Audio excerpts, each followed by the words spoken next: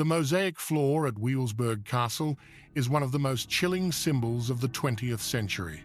12 dark sig runes radiate from a central sun wheel, laid into the stone of the very chamber Heinrich Himmler designed to be the spiritual center of his SS empire. To the modern eye, this is the Black Sun, a symbol so thoroughly stained by its Nazi appropriation that it has become a modern shorthand for hate, a coded emblem for neo-fascist movements seeking to cloak their ideology in esoteric mystery. Its presence evokes immediate revulsion, a reflex born from our collective memory of the horrors it came to represent. But what if this terrifying reputation is merely the surface layer of a much deeper secret? What if the symbol's modern political meaning is a distortion, a recent and violent overlay on a concept far more ancient and psychologically profound? The Nazis were masters of retrofitting. They didn't invent this symbol, they stole it. They took an existing esoteric idea and twisted it to serve an ideology of external conquest and racial purity. The real story begins not in the 1930 seconds, but centuries earlier, in the sealed manuscripts of the alchemists.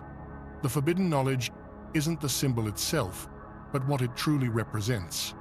This isn't a story about political power, but about a specific kind of spiritual power, the power that comes from a conscious descent into darkness. The core question we must ask is not why neo-Nazis use it, but why secret societies across history, from certain Masonic rites to modern left-hand path orders, have been drawn to this particular emblem of darkness. The answer lies in understanding that they are not worshipping a son of hate, but engaging with a forbidden gnosis, the alchemical secret that true enlightenment is born not from light alone, but from a necessary and terrifying confrontation with the shadow. This is the secret the elites have always sought, the power of self-deification through the integration of one's own darkness. To understand this, we must leave the political arena and journey back into the laboratory of the soul. To find the true Black Sun, we must turn to the alchemical tradition, where it appears under its proper Latin name, Sol Niger. This is not a symbol of external darkness or evil, but the central emblem of the first and most critical stage of the great work, the Nigredo. The Nigredo is the blackening, a period of profound dissolution and putrefaction. It is the stage where the base matter of the soul, the unrefined prima materia of one's being, is subjected to a symbolic death. Everything that is false, every constructed identity and comfortable illusion must be broken down into a uniform black mass. Imagine an alchemist in their laboratory. They are not merely trying to turn lead into gold. They are engaged in a parallel process of inner transformation. The first step is not to add light, but to embrace a necessary darkness. The Sol Niger represents this moment of maximum despair and confusion, where all previous structures collapse. It is the dark night of the soul, the experience of being utterly lost in the chaotic, formless potential of one's own psyche. The alchemists understood that you cannot build a lasting spiritual edifice on a foundation of sand. The Nigredo is the process of reducing the personality to its essential components, a chaotic but fertile black earth from which something new can grow. This process has a direct psychological parallel in what Carl Jung would later term confrontation with the shadow. The shadow is the repository of everything we repress, deny, or find unacceptable within ourselves, our hidden angers, our secret desires, our latent capacities for both cruelty and power. The work of the Nigredo is the conscious and deliberate descent into this personal underworld. It is not an act of celebration, but of necessity. The alchemists viewed this stage as sacred because it is the prerequisite for all that follows. Without this dissolution, there can be no purification, albedo, and without purification, no ultimate unification, rubedo. Here, we encounter the central paradox that the black sun embodies: creation through destruction, light born from darkness. The soul Niger is the sun that gives no light, the fertile void from which consciousness itself can be reborn. It is the recognition that what we call darkness is not the absence of light, but the unmanifest potential for all light. This is why the symbol holds such power for those on an esoteric path. It represents the most dangerous and necessary truth of inner transformation, that to become more than human, one must first consent to become less than human, to willingly enter the chaotic Nigredo, where the old self dies so that a new, more integrated consciousness can emerge. The alchemists didn't fear this stage, they revered it as the essential furnace of transmutation. To fully grasp why the black sun represents such a dangerous form of Gnosis, we must connect it to the radical worldview of ancient Gnosticism. Here, the symbol finds its ultimate cosmological justification. Gnosticism presents a universe fundamentally different from the mainstream creation narrative. Instead of a benevolent, all-powerful God who creates a good world, the Gnostics described a flawed creation brought into being by an ignorant and arrogant deity known as the demiurge. In texts like the Times Apocryphon of John Asterisk, this demiurge, often named Yaldabaoth, is depicted as a blind creator who fashions the material world in a state of profound ignorance, unaware of the true, transcendent God that exists far beyond his limited comprehension. This material cosmos, the Gnostics argued, is not a divine gift, but a prison. It is a flawed imitation of the higher spiritual realms, constructed from chaos and characterized by suffering, limitation, and decay. The demiurge, in his arrogance, then populates this world with his own minions, the archons, spiritual forces that act as prison guards of consciousness. Their primary function is to keep humanity trapped in ignorance, convincing us that this material existence is all there is, that the demiurge is the one true God, and that we should accept our lot within his flawed system. They enforce this illusion through the cycles of birth and death, through religious dogma, and through the distractions of the physical senses. It is within this framework that the black sun takes on its most profound meaning. If the material world is a prison built by a flawed God, then the light of this world, the light of the demiurge, is a false light. It illuminates only the walls of the cage. The true light, the light of the transcendent God, remains hidden. The black sun, therefore, is not merely an absence of light, but in time's anti-light asterisk. It is the spiritual force that reveals the illusion for what it is. It represents the gnosis, the direct, experiential knowledge that shatters the consensus reality imposed by the archons. To gaze upon the black sun is to see through the material veil, to recognize the fundamental flaw at the heart of creation itself. This is precisely why this knowledge was considered so forbidden and dangerous by the orthodox authorities of the time. It was a direct threat to the established order, both spiritual and political. To possess this gnosis was to understand that the rulers of this world are not divine representatives but jailers, and that salvation lies not in obedience but in escape. The Gnostic path is one of awakening through darkness. It requires a conscious turning away from the false light of the material world and a descent into the inner darkness where the spark of the true, divine light resides. This is a terrifying journey, for it means rejecting everything one has been taught to believe is real and good. But for the Gnostic, it is the only path to true liberation, the return of the spirit to its original, luminous home beyond the stars.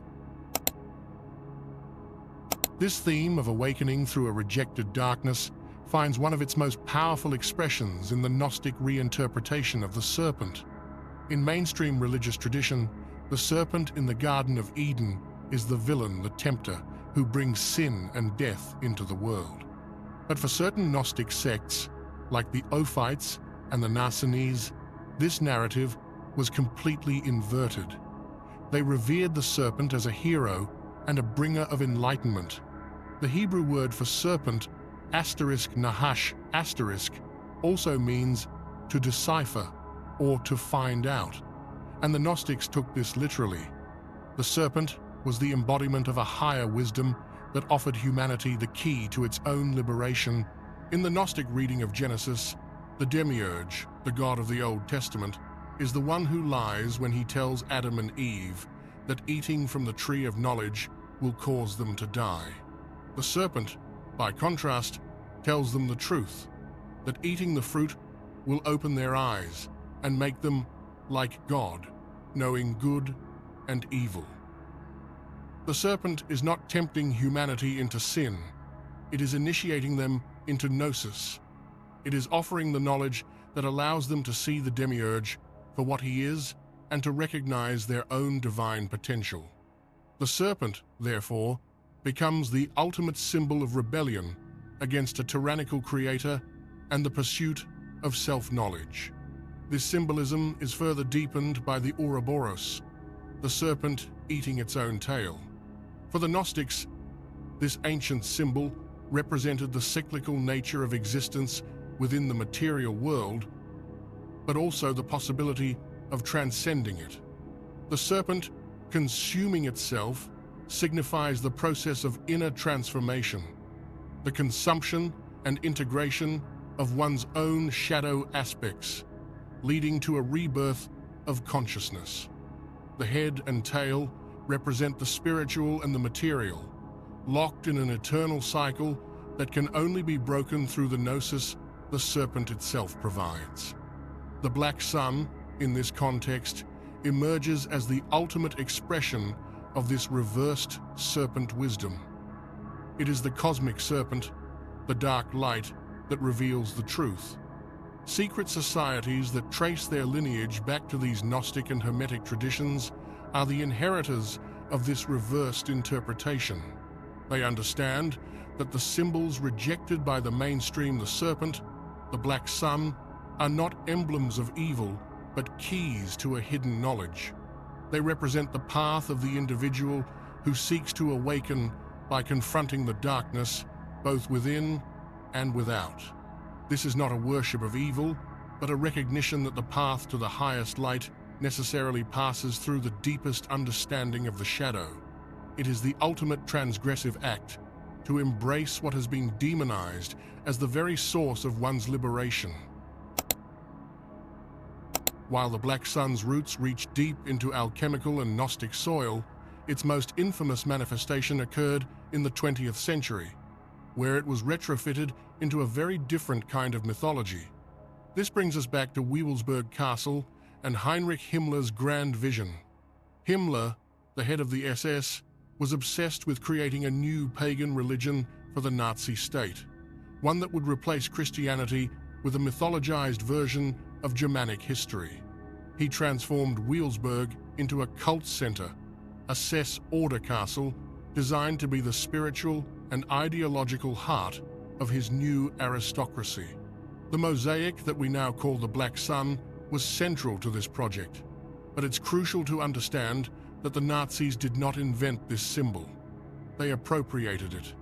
The design itself is likely a stylized sun wheel, drawing on ancient Germanic and Norse solar symbols. Himmler and his occult advisors, like Carl Maria Willigut, were engaged in a massive act of mythological fabrication. They scoured history for symbols and concepts that could be twisted to support their ideology of Aryan supremacy and world domination. They were not genuine esotericists seeking inner transformation. They were ideologues seeking external power. This is where the profound alchemical and Gnostic concepts we've explored became dangerously distorted. The Nazis took the idea of the times, Nigredo times, the necessary descent into the personal shadow for rebirth, and externalized it. For them, the darkness that needed to be confronted was not within the individual's soul, but in other races and political ideologies. The putrefaction was not a psychological process, but a literal genocidal one. The transformative power of the soul Niger was perverted into a justification for destruction and conquest. They saw themselves as the alchemists, but their great work was the purification of the world through racial extermination, not the purification of the self through shadow integration. In this twisted cosmology, the black sun became the centerpiece. It represented not the fertile void of potential, but the dark engine of a new world order built on hate. It was a symbol of their rejection of what they called Judeo-Christian morality, a morality that emphasized compassion and the inherent value of the individual in favor of a brutal, pagan ethos of strength and domination. They retrofitted the symbol's ancient power to serve a modern political project, draining it of its psychological depth and filling it with ideological poison. The symbol that once represented the difficult path to self-knowledge was now emblazoned on the uniforms of those committed to the annihilation of the other. In the aftermath of World War II, the Black Sun symbol was so contaminated by its Nazi associations that it seemed irredeemable. But the esoteric current it represented was too powerful to remain buried. The reconstruction of its mythology began almost immediately, led by figures who sought to reclaim it from its political context. One of the most influential was Wilhelm Landig, a former SS officer who, in the 1950 seconds, began publishing novels that created what scholars call the esoteric Hitlerism mythos. Landig's work presented the Black Sun not as a Nazi invention, but as an ancient Thulian symbol representing a hidden source of energy, of vril-like power that the SS had discovered. In his telling, the Nazis were not defeated, but had escaped to a secret base in Antarctica, where they guarded this esoteric knowledge. This narrative, while fantastical, served a crucial purpose. It severed the symbol from the historical reality of the Holocaust and recast it as part of a timeless, mystical struggle. Landig was effectively detoxifying the symbol by embedding it in a science fiction framework, making it palatable for a new generation of occultists who were repulsed by Nazism but fascinated by transgressive symbolism.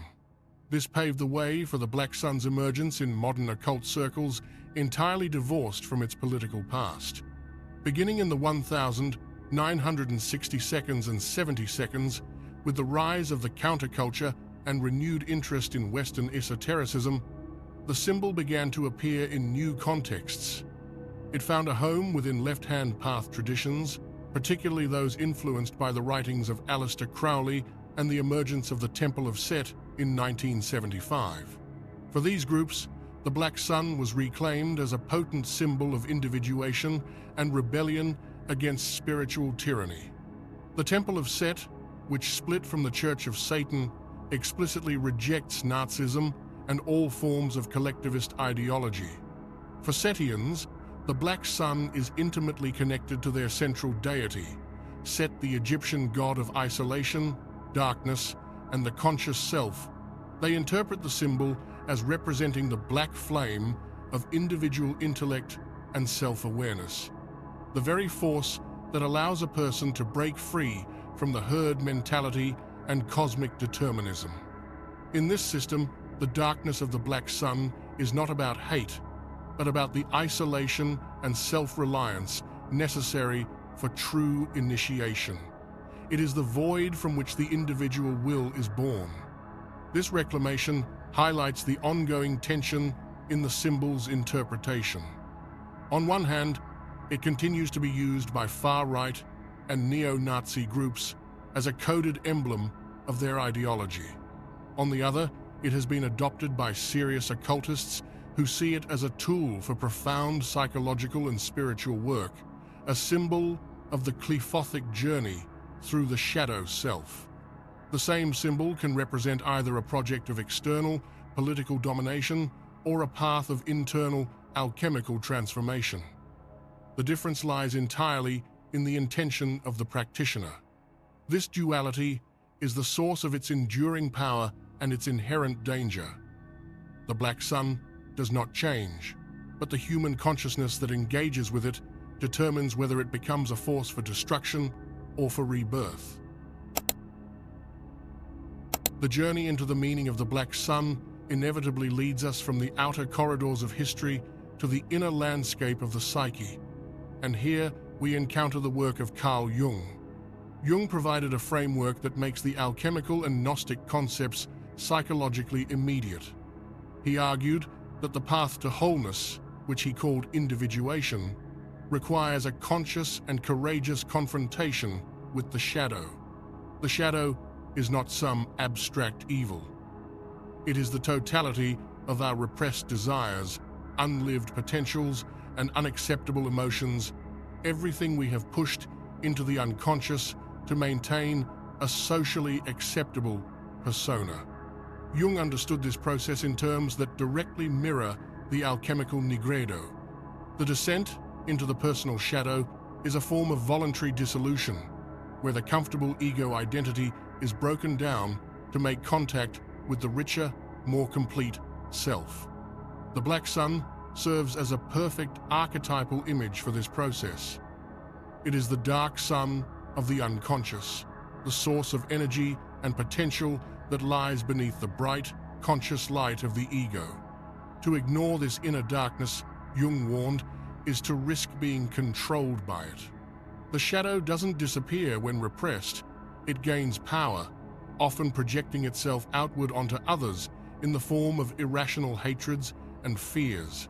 This is where the Nazi appropriation of the symbol becomes a terrifying case study in what happens when the collective shadow is not integrated but projected. The Nazis externalized their own darkness onto entire groups of people, Jews, Roma, homosexuals, whom they scapegoated as the source of all evil. They took the potent archetype of the black sun, which should have guided them inward to confront their own national and psychological flaws, and instead turned it into a banner for projecting that darkness outward in an orgy of destruction. They performed the opposite of the alchemical work.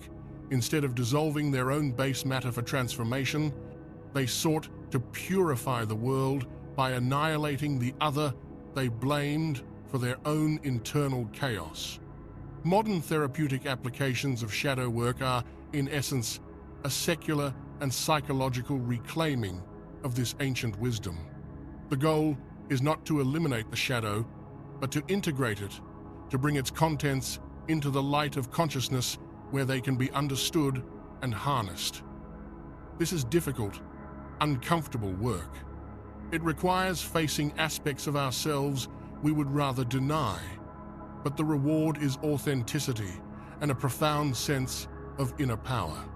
The black sun, stripped of its political baggage, symbolizes this essential truth. Wholeness is impossible without embracing our own complexity. The light of consciousness is only half of the equation. The dark, fertile ground of the unconscious is where the seeds of transformation are sown. Confronting this darkness is not a descent into evil, but a necessary step toward becoming a complete human being. If the psychological dimension gives us the personal map for this journey, the Qliphothic tradition provides the esoteric cartography. In the Kabbalistic system, the Tree of Life represents the ordered, divine structure of the universe, the 10 Sephiroth through which divine light descends into manifestation. But esoteric tradition also speaks of its shadow counterpart, the Tree of the Qliphoth. The Qliphoth are often translated as shells or husks, and they represent the realms of unbalanced force, primordial chaos, and what some would call demonic energy. They are the inverse reflection of the Sephiroth, the dark matrix that underlies the world of form. Connecting these Qliphothic realms are the Tunnels of Set, a system of 22 pathways that correspond to the paths on the Tree of Life, but traverse the night side of existence. These are not paths of light and order, but tunnels through the raw, unformed substance of the unconscious. The number 22 connects them to the major arcana of the tarot and the Hebrew alphabet, suggesting that they are fundamental archetypal channels. Each tunnel is guarded by a specific demonic force or Qliphothic intelligence, representing a particular aspect of the shadow self that must be confronted and mastered. The Black Sun acts as the primary gateway to these transformative realms. It is the symbolic entrance to the tunnels of Set, the point of departure for the magician or seeker who wishes to explore the depths of their own psyche. This is not a journey for the faint of heart. To walk these tunnels is to engage directly with the forces of the Nigredo, the chaotic, atavistic instincts and repressed traumas that reside in the personal and collective unconscious. The guardians of these tunnels are not external monsters to be slain, but internal complexes and psychological patterns that must be faced, understood, and integrated. Practical magical work with these energies is a highly disciplined form of shadow work. It involves ritual, meditation, and intense self-observation designed to invoke these Qliphothic forces consciously, rather than being unconsciously possessed by them. The goal is to navigate the tunnels, to gather the power and knowledge contained within each shell, and to emerge transformed. This system relates directly back to the alchemical Nigredo because it is a structured process for undergoing the blackening voluntarily. The seeker enters the darkness, not to be consumed by it, but to reclaim the power that has been latent there all along. It is the ultimate act of taking responsibility for one's own totality. The Black Sun, in this context, is the beacon that guides this perilous journey. Not a light that comforts, but a darkness that reveals the true path through the labyrinth of the self. The enduring power of the Black Sun symbol is evident in its continued use by various modern secret societies and esoteric orders. While its most public face remains tainted by political extremism, a deeper current flows through groups that approach it as a serious tool for spiritual and psychological transformation. These contemporary organizations are not monolithic. They interpret the symbol through different philosophical lenses, yet they share a common fascination with its transgressive power and its promise of hidden knowledge. We see the Black Sun appearing within certain branches of modern ceremonial magic, particularly those influenced by the left-hand path. Orders that trace their lineage to figures like Aleister Crowley or that operate within the broader current of Thelema often engage with Qliphothic symbolism, and the Black Sun serves as a potent emblem for the initiatory journey through the shadow. For these practitioners, the symbol is not an object of worship, but a map of consciousness. It represents the deliberate confrontation with the aspects of reality and the self that conventional society deems forbidden or dangerous. The appeal here is not in rebellion for its own sake, but in the pursuit of a more complete understanding of existence, a gnosis that can only be attained by venturing where others fear to tread. Beyond strictly magical orders, the symbol has also found a home in more philosophical and psychological movements. Some modern Gnostic revival groups, for instance, see the Black Sun as a contemporary representation of the same anti-demiurge force described in ancient texts. For them, it symbolizes the intellectual and spiritual rebellion against what they perceive as the oppressive, illusion-creating forces of the material world. In this context, the symbol is a declaration of independence for the consciousness seeking to awaken from the dream of consensus reality. The line between spiritual exploration and dangerous ideology, however, remains perilously thin.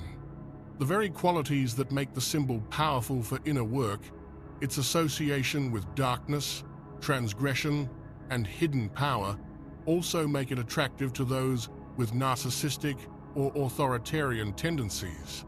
The same symbol that represents the integration of the shadow for one seeker can become a banner for the unintegrated, projected shadow of another. This is the central tension in the modern fascination with the Black Sun. It demands a level of psychological maturity and ethical grounding that not all who are drawn to it possess. The symbol itself is neutral. It is a key that can unlock either the prison door or a deeper cell within it. The difference lies entirely in the hands of the one who wields it. This brings us to the most controversial aspect of the Black Sun's mythology, the theory that it is actively worshipped by hidden elites as a source of power. This idea permeates conspiracy lore, suggesting that a cabal of influential individuals, whether in finance, politics, or ancient bloodlines, engages in dark rituals centered on this symbol to gain unnatural influence over world events. While such claims are often sensationalized, they point to a psychological truth about the nature of power and the allure of esoteric knowledge. To analyze why figures of immense worldly power might be drawn to such symbolism, we must first understand the psychological profile it attracts. The pursuit of the Black Sun's Gnosis is fundamentally a rejection of limitation. It appeals to those who have mastered the external world to such a degree that conventional sources of meaning, wealth, status, fame have lost their luster. The ultimate frontier becomes the self, and the ultimate power becomes self-deification, the conscious evolution of the individual into something beyond ordinary human constraints. The Black Sun represents the most direct and most dangerous path to this goal. It promises power not through external acquisition, but through the internal assimilation of one's own darkest potentials. For an elite accustomed to shaping the world, the temptation to shape the very fabric of their own consciousness is the ultimate prize. This path necessitates a rejection of conventional morality, not out of mere hedonism, but as a philosophical stance. From this perspective, good and evil are seen as constructs of the demiurge, limitations placed upon consciousness to keep it docile. To integrate the shadow is to move beyond this duality, to operate from a standpoint of pure will. This is the core of the left-hand path philosophy often associated with elite occult practice. It is the belief that true freedom and power lie in embracing one's entire nature, including the aspects that society condemns. The Black Sun is the emblem of this embrace. It signifies the individual's sovereignty over their own moral universe. Historically, there are patterns that lend credence to the idea of elite esoteric practices. From the Renaissance magi who advised popes and kings to the rumored occult interests of certain figures in modern intelligence agencies, the connection between hidden knowledge and political power is a recurring theme. These individuals were not necessarily evil in a cartoonish sense. They were seekers of an edge, a competitive advantage that transcended the material. They understood that the greatest battles are fought not on physical battlefields, but on the planes of consciousness and perception. To control the symbols that shape reality is to wield a power more fundamental than any army. The Black Sun, as a symbol of the unintegrated, chaotic potential beneath the surface of ordered reality, represents a profound source of that power. Its worship, then, is not about adoring a dark god, but about aligning oneself with the primordial forces of transformation and using that alignment to effect change in both the inner and outer worlds. This path, for all its potential, carries a danger as profound as its promise.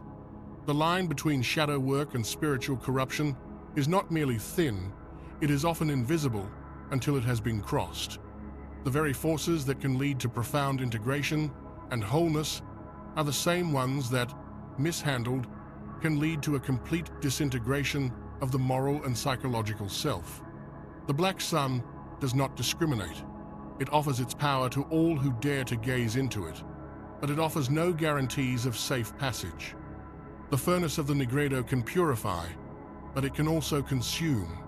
History provides stark examples of seekers who were consumed by the darkness they sought to master. We see this not only in the catastrophic externalization of the shadow by the Nazis, but in individual cases throughout esoteric history. Certain figures within occult circles become cautionary tales, practitioners who began with a genuine quest for knowledge but became intoxicated by the power they unlocked. They began to identify with the dark forces they sought to understand, mistaking the possession by an archetype for its integration.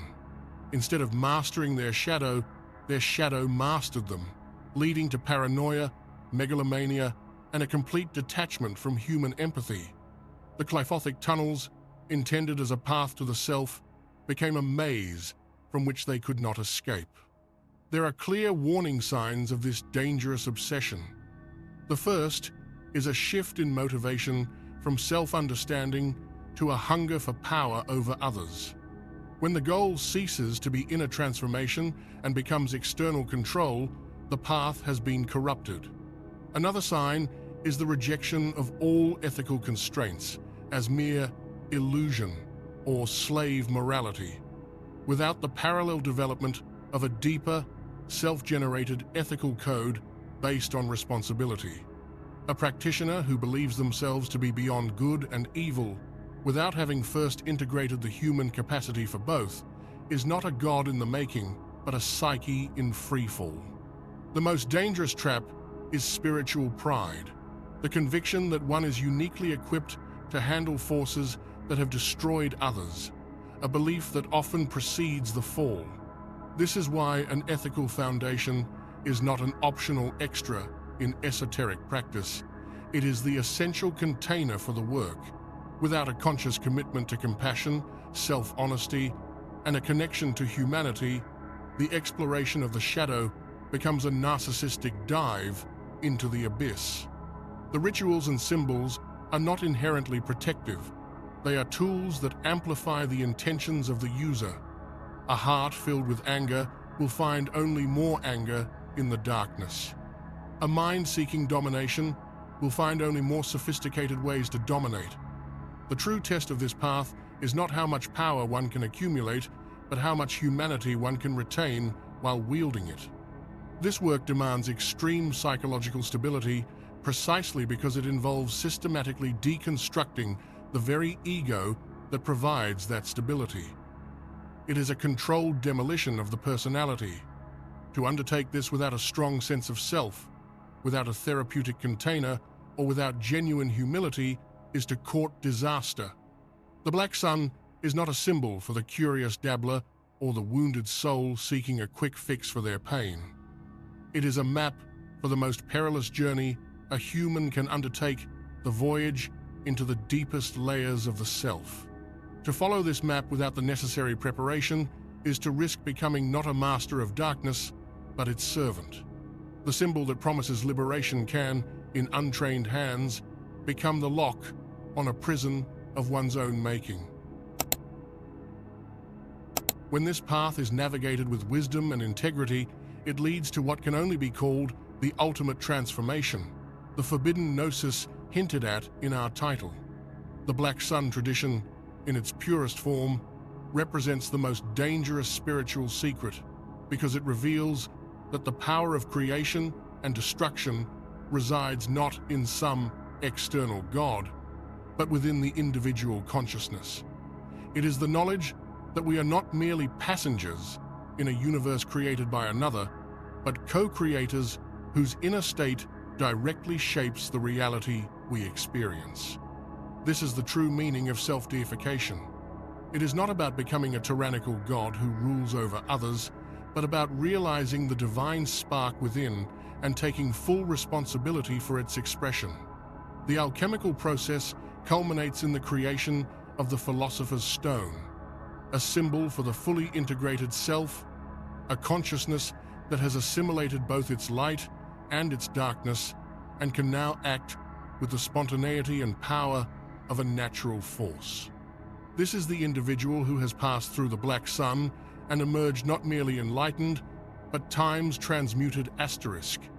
They have become a vessel through which the chaotic potential of the Nigredo can flow in a creative rather than destructive manner.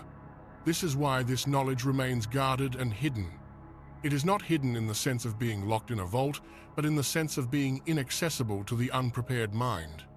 The symbols and rituals are meaningless without the corresponding inner development.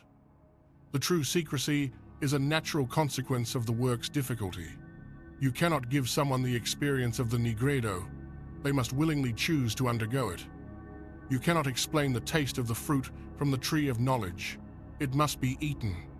This gnosis is forbidden not because a priesthood decrees it, but because it cannot be understood second-hand. It is an experiential truth that demands everything from the seeker. The responsibility that comes with this understanding is immense. To know that your consciousness participates in shaping reality is to understand that your inner state is not a private matter, but a cosmic event. Your integrated shadow ceases to be a personal problem and becomes a source of strength that can heal rather than harm. The individual who has achieved this level of integration does not seek to rule the world, but to embody a more conscious way of being within it. They become a living demonstration that the darkness is not to be feared, but embraced as the womb of the light. The black sun, therefore, is the ultimate symbol of this profound paradox. It is the darkness that gives birth to light, the end that is a beginning, the death that is the only true life. It represents the final, terrifying, and glorious secret that the kingdom of heaven is not above us or beyond us, but within us, waiting to be discovered in the very depths of our own shadow. The forbidden gnosis is simply this, that we are, and have always been, the gods we have been seeking. If this exploration of the shadow and the light within has resonated with you, I invite you to share your own reflections on what hidden truth feels like it's waiting to be unveiled within your own heart.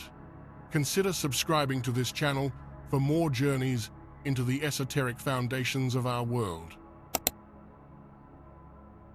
The journey through the meaning of the black sun reveals a symbol of profound duality. It stands at the crossroads of human aspiration, representing both the path to ultimate self-destruction and the gateway to the most radical form of spiritual rebirth.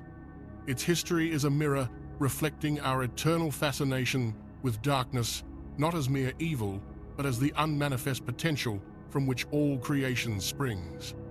We have seen how this emblem can be twisted into a banner for hatred or revered as a map for the soul's most difficult journey. The symbol itself remains constant. It is the human heart that determines its ultimate meaning. This brings us to the ultimate question that the black sun poses to every individual who encounters it: destruction or transformation? Will the confrontation with the shadow lead to its integration, resulting in a more whole and compassionate human being? Or will it lead to the shadow's projection outward, creating scapegoats and fueling cycles of violence? The answer is not found in the symbol, but in the intention and psychological maturity of the seeker. The black sun does not command. It offers a choice. It is the ultimate test of whether one seeks power over others or power over oneself. The paradoxical nature of the symbol is its final lesson. It teaches that light cannot exist without darkness to define it, that creation is inseparable from destruction, and that the greatest truths are often found in the places we have been taught to fear most. The forbidden gnosis is not a secret to be possessed, but a relationship to be cultivated with the deepest layers of our own being. If this exploration of the shadows within and without has resonated with you, I invite you to share this message with someone who needs to hear it. And if you're ready to dive deeper into the hidden structures of reality, consider subscribing to this channel. I leave you with a question to ponder as you move through your days. What aspect of your own darkness holds the key to your next great transformation?